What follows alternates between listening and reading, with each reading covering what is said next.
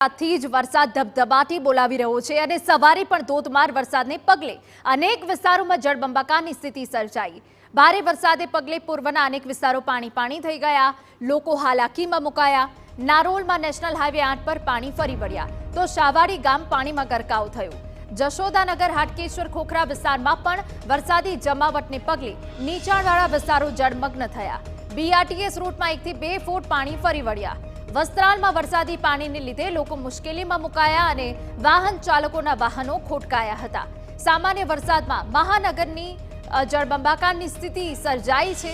એએમસીની કામગીરી સામે સવાલો ઊભા થઈ રહ્યા છે।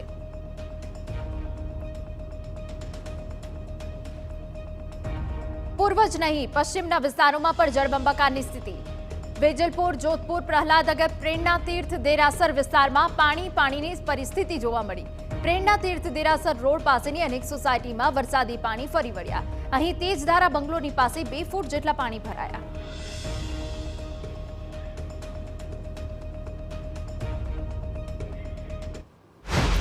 તો અમદાવાદમાં મોડી રાતથી જે વરસાદ પડી રહ્યો છે તેને લઈને શહેરમાં પાણીની સ્થિતિ સર્જાઈ છે। વરસાદી પાણી અનેક વિસ્તારોમાં ભરાયા છે, ત્યારે મણિનગરના અનેક જે વિસ્તારો છે બેટમાં ફેરવાયા છે। હર હંમેશની જેમ મણિનગર પાણીમાં ગરકાવ થયું છે। ભૈરવનાથ પાસે આવેલું ગોપાલ ચોક કે જે ચારે તરફથી બંધ થઈ ગયું છે, કમર સુધીના પાણી ભરાયા છે। 4-4 ફૂટ પાણીથી આસપાસના રહીશો ઘરમાં કેદ થયા છે।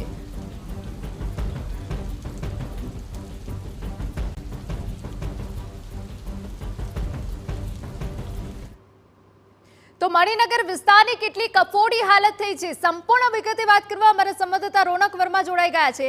રોનક, મણિનગરમાં પણ હર હંમેશની જેમ ભૈરવનાથ વિસ્તાર છે કે પછી અન્ય વિસ્તાર છે જળમગ્ન થઈ જતા હોય છે। એએમસીની પ્રી મોન્સૂન કામગીરીની પોલ આપની આસપાસના દ્રશ્યો જ ખોલી રહ્યા છે। રોનક,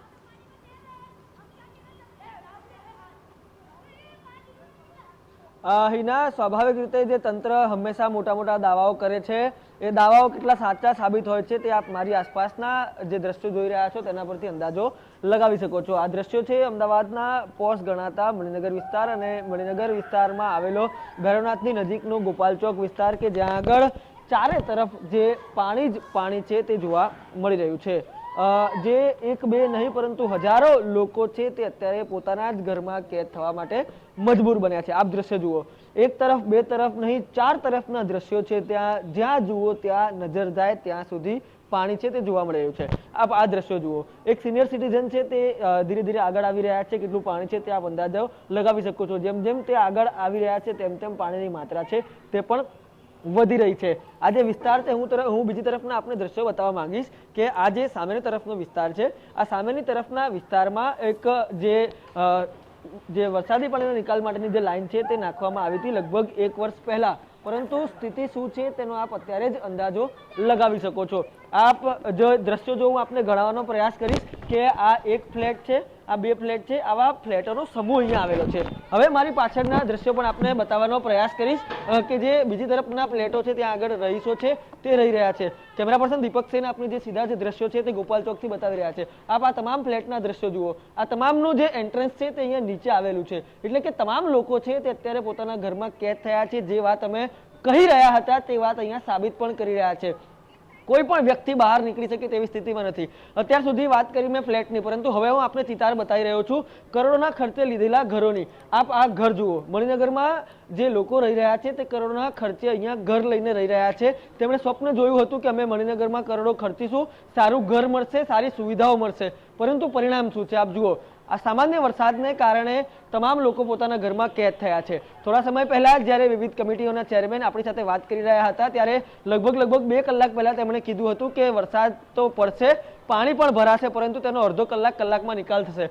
પરંતુ વાસ્તવિકતા શું છે? 2 કલાક થયા છે પરંતુ પાણીનો નિકાલની વાત દૂર, પરંતુ એક ટીપું પણ અહીંયાથી ઓછું થતું હોય તે પ્રકારનું લાગતું નથી। બીજી તરફ અહીંયા આપ મહિલાઓ જુઓ, તે પણ પોતાના ઘરમાં ક્યાંક ને ક્યાંક કેદ થઈ હોય તે પ્રકારનું લાગી રહ્યું છે। બાળકો છે તે પણ ક્યાંક ને ક્યાંક અટવાયા હોય તે પ્રકારનું લાગી રહ્યું છે। તમામ લોકોને કોઈક ને કોઈક જીવન જરૂરી ચીજ વસ્તુઓ છે તે લેવાની જરૂર પડતું હોય તે પ્રકારનું લાગી રહ્યું છે। આ મહિલાઓ જુઓ આપ, એ ક્યાંક ને ક્યાંક એ આશા સેવી રહ્યા છે કે આ પાણી જરૂરથી ઓછું થશે, ઘટશે, પરંતુ વર્ષોથી આ જે વિસ્તાર છે તે આ જ પ્રકારની સ્થિતિનો સામનો છે તે સ્થાનિકો કરતા આવ્યા છે.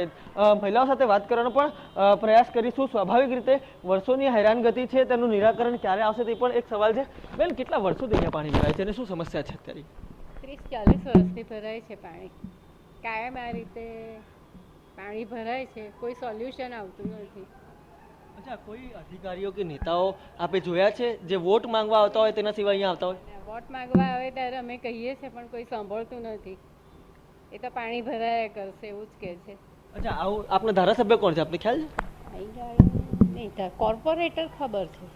કોણ કોણ છે તમારા કોર્પોરેટર? અહીં ગાડે ઇલાક્ષીબેન એટલી ખબર છે. ઇલાક્ષીબેન મણિનગરમાં. અચ્છા, મણિનગરના ધારાસભ્ય અમૂલ ભટ્ટ છે, જેઓ અહીંયાથી ખૂબ નજીકમાં રહે છે.